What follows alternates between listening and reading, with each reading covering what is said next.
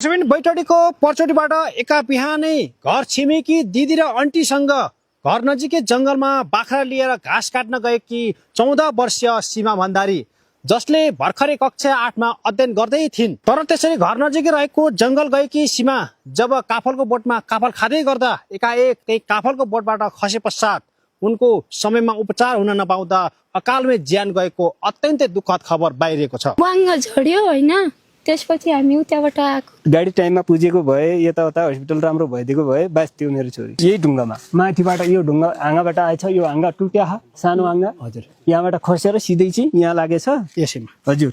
यहाँबाट यिनीहरूले बोकेर चाहिँ यही नै टुटेछ। हजुर दर्शकले नमस्कार, सम्पूर्णलाई हार्दिक स्वागत छ। म भेगराज थापा।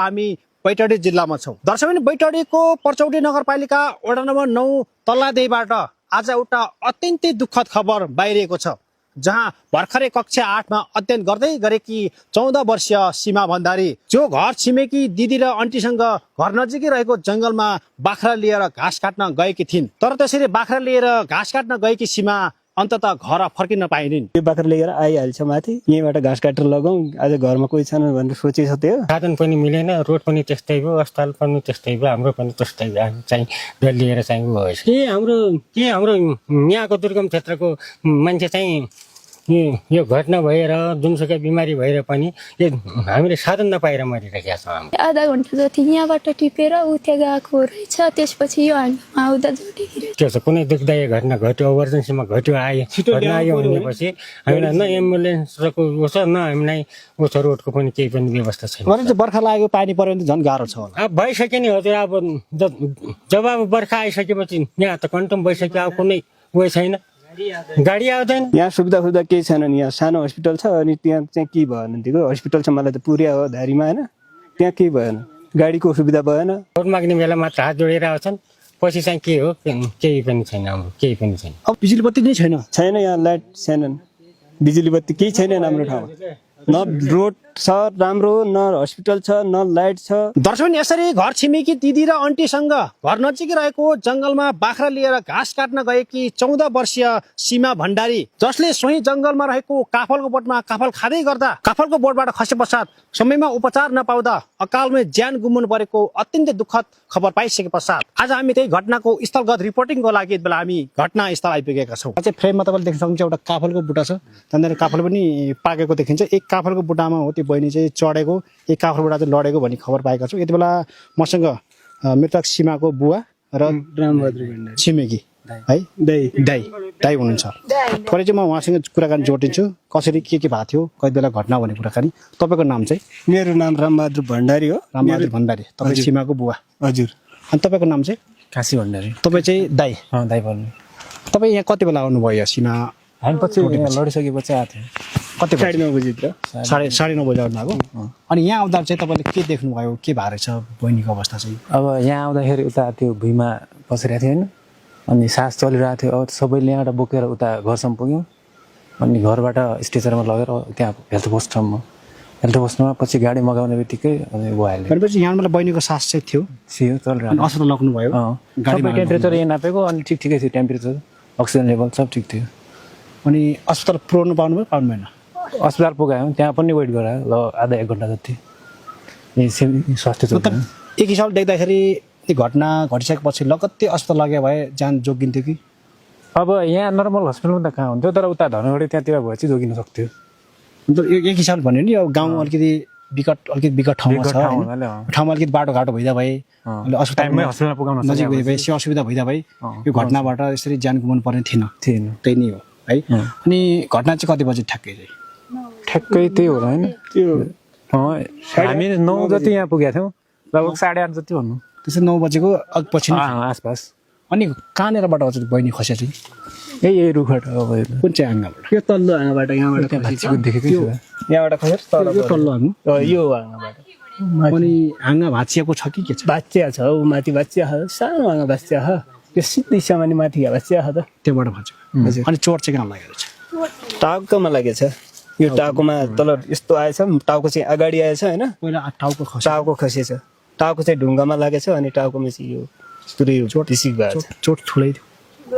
चोट चाहिँ ठुलो भयो त। अब बाहिर काटिया थिएन भित्र चाहिँ चोट रहेछ भित्र धेरै लागेको छ हजुर त्यो टाउको मात्रै अरू अन्त कता के अन्त हल्का हातमा लाग्यो टाउकोमा बढी थियो जी टाउको बजारी नआएको सुरुमा हजुर टाउको चाहिँ तल बजारिया हो नि अरू शरीर बजारे भएपछि बाँच्ने सम्भावना भयो तल खुट्टा कहीँ हात लाग्यो त बाँच थियो होइन टाउको लागेछ टाउको चाहिँ पेचक पिचुक भएछ पुरै कति बेला थाहा पाउनु तपाईँले चाहिँ मैले 8:45 थाहा पाएँ अनि आउँदाखेरि बहिनीको अवस्था के थियो बहिनीको सास चल्या सास चाहिँ चल्या यहाँ लगिरहेको थियो होइन तपाईँ आउनु ल लगेको थियो अँ। अनि रगतहरू बग्ने त्यस्तो रगत सगत केही बगेको थिएन त्यो केही थिएन केही थिएन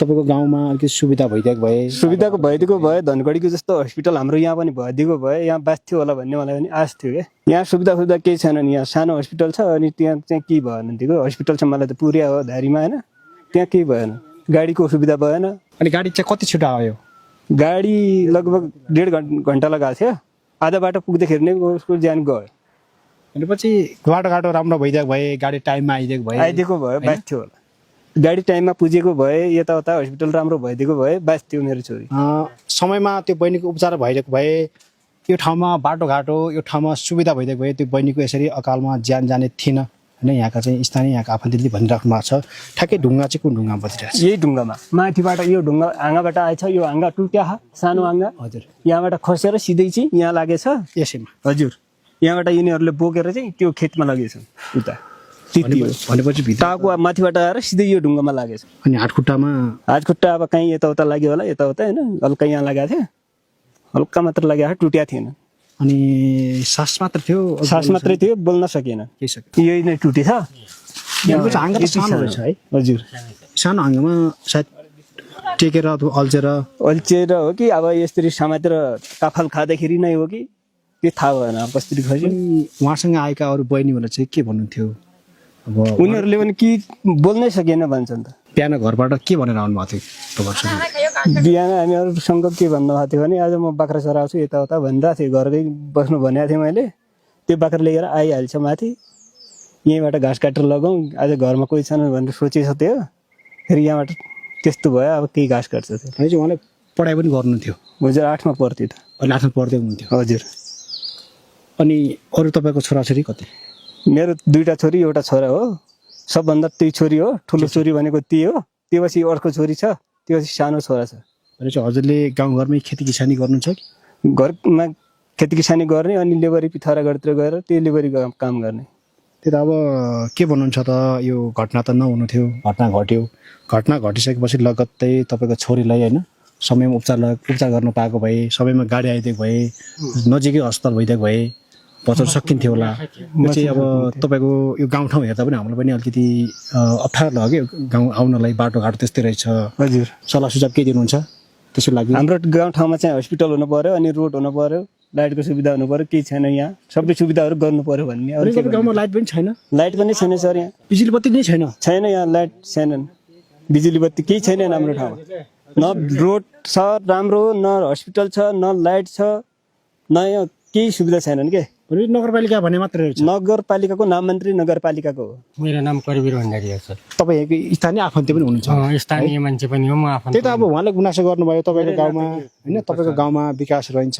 बिजुली बत्ती समेत रहेनछ होइन अब कहिलेकाहीँ अर्जेन्टै मान्छे बिरामी भयो भने फोन गर्नुपर्छ मोबाइल चार्जर लाउन पनि टाढा जानुपर्छ कि कहाँ जानुपर्छ सर मोबाइल कहाँ गर्ने हामीले सोलर त्यस्तै छन् हजुर टेम्परेरी सिस आइसकेका छ नेपालमा नक्कली सिस आइसकेका छ यही हो हाम्रो आशावादी के छ भनेपछि हामी नजिक चाहिँ बजार नजिक भएपछि रोड लाइट नजिक राम्रो भएपछि सबै चिज बचाउने उद्देश्य थियो कि भन्ने केही लगाउने विचार थियो तर हामीले साधन पनि पाएन त्यो रोड पनि त्यस्तै भयो हस्पिटलले पनि त्यस्तै छ तपाईँको धारणा पनि त्यही नै हो यो नानीले समयमा उपचार पाएको भए सायद होइन बाटोघाटो राम्रो भइदिएको भए बिजुली बत्ती भइदिएको भए अलि ज्यान चाहिँ जाने थिएन कि भन्ने थिएन भन्ने आशा थियो हाम्रो हामीले यो पैसाको चाहिँ कारोबारको लागि पनि हामीले सबै साथीहरूसित हामीले कुरा राखिहाल्थ्यौँ 1.5 लाख रुपियाँ हामीले भनिहाल्थ्यौँ त्यसपछि गर्दै थियौँ तर भएन साधन पनि मिलेन रोड पनि त्यस्तै भयो अस्पताल पनि त्यस्तै भयो हाम्रो पनि त्यस्तै भयो हामी चाहिँ डल्लिएर चाहिँ भइसक्यो भनेपछि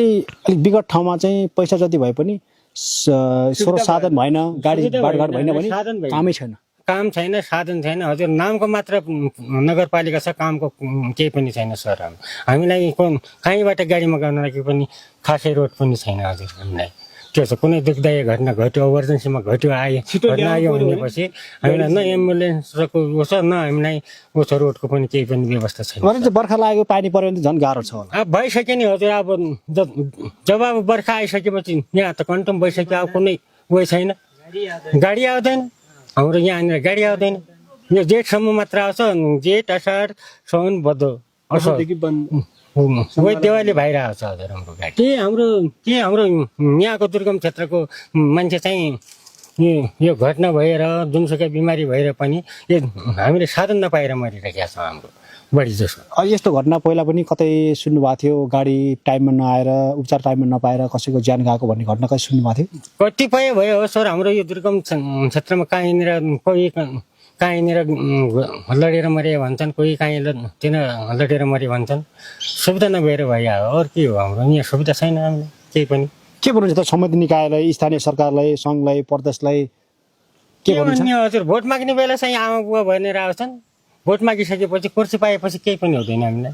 भोट माग्ने बेला मात्र हात जोडेर आउँछन्, पछि चाहिँ के हो केही पनि छैन हाम्रो, केही पनि छैन। अब तपाईँको नाम चाहिँ? पूजा भण्डारी। तपाईँको?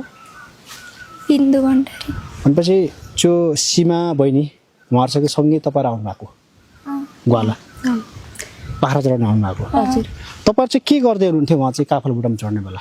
हामी चाहिँ माथि घाँस काट्नु। घाँस काट्दै हुनुहुन्थ्यो? हजुर। मलाई पनि घाँस काट्नु भएको? उसले घाँस काटेर यहाँ आएको, अनि त्यसपछि रुखमा चढेको, म उता कन्सीलाई काफल दिन्छु भनेर गएकी।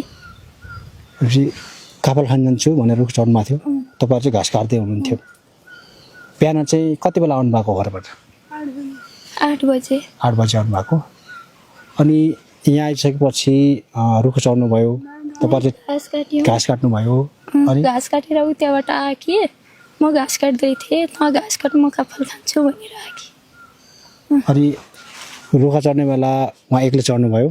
त्यो चाहिँ कति बेर पछि चाहिँ उहाँ लड्नु भएको चाहिँ? खै आधा घन्टा जति यहाँबाट टिपेर ऊ त्यहाँ गएको रहेछ, त्यसपछि यो हाँगामा आउँदा जोडेकी रहेछ। हाँगा सानो रहेछ कि क्या भाइ? उता छ नि त त्यो पत्थर। हाँगा टेकेको हाँगा भाँच्चा रहेछ कि छोपेको? खै अब के थाहा, हामी उतै थियौँ, झोटेपछि थाहा पुरै खोला अल्झेको। अनि उहाँ खसेको चाहिँ तपाईँ देख्नुभयो कि? वाङ्ग झऱ्यो होइन, त्यसपछि हामी उताबाट आएको। तपाईँ दुईटीसँगै हुनुहुन्थ्यो? ऊ यता हुनुहुन्थ्यो, म यता थिएँ। अनि त्यसपछि आउनुभयो, अनि आउँदाखेरि चाहिँ उहाँ आउँदा चाहिँ तल ढुङ्गामा बजिरहनु भएको थियो, चोटहरू केही लागेको थिएन लाग्दा, भित्र चाहिँ लागेको रहेछ, बाहिर रहेछ। अनि उहाँ कराउने, रोने, चिचाउने केही नै, खस्ने बेला पनि कराउनु भएन, चिचाउनु भएन? भने तपाईँले सुन्नुभयो, त्यो सुनेको आधारमा आउनुभयो? बोलेको सुनेन, तर ऊ त्यहाँबाट झर्दाखेरि सुनेको। पुरै खोला अल्झेको के, आवाज ठुलो आयो, त्यो सुनेर आउनुभयो। त्यो चाहिँ उहाँ कराउने, रोने त केही गर्नु केही भएन। त्यसपछि फोन गर्नुभयो हजुरहरूले? कसलाई फोन गर्नुभयो? यसको जेठा बाबालाई फोन गरेको।